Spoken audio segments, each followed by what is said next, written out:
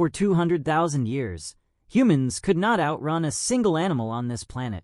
Not a deer, not a wolf, not even a rabbit, in a straight line. Then, around 3500 BC, on the cold grass plains of modern-day Kazakhstan, that stopped being true forever. A group of people called the Botai lived on the Eurasian steppe, surrounded by wild horses. For millions of years, those horses had only ever meant one thing to humans: food. You hunted them. You did not ride them. So what changed?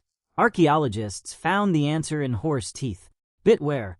Tiny fractures on the enamel that only happen when a piece of rope or bone sits inside a horse's mouth for years. The Botai weren't just hunting horses anymore. They were controlling them. Think about what that actually meant. A human on foot can run maybe 15 kilometers an hour, and not for long. A horse can sustain speeds over 30. Overnight, the fastest human on Earth became slower than a child on horseback. And it didn't stop at speed. Pottery from Botai sites still contains traces of mare's milk, meaning these horses weren't just transportation. They were farmed like cattle, for meat and milk both. Domestication wasn't one invention. It was three: a weapon, a vehicle, and a food source, wrapped inside one animal. Here's where it gets bigger than one village. Once humans could ride, distance itself changed meaning. A trip that took a month on foot took a week on horseback. Trade networks that used to stop at the next valley suddenly stretched across entire continents. Ideas, tools, even diseases started moving faster than they ever had in human history. And then came war. A person on a horse could outmaneuver, outrun, and outlast 10 people on foot. Entire empires, the Scythians, the Mongols centuries later, were built almost entirely on this one advantage. Genghis Khan's armies weren't stronger than the people they conquered.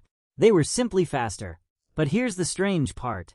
For thousands of years after the Botai, nobody remembers their names. We don't know what they called themselves. We don't know their language. The people who arguably changed the shape of human civilization more than almost any other single invention left behind nothing but bones, pottery, and worn-down teeth. So why does this matter now, in a world of cars and airplanes? Because the horse wasn't really about speed.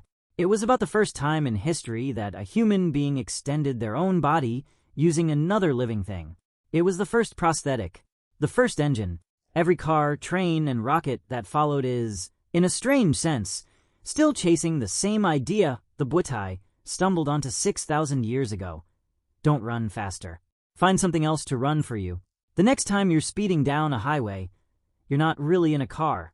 You're still, in some sense, riding a horse someone tamed on a freezing plain 6,000 years ago. You just don't know their name.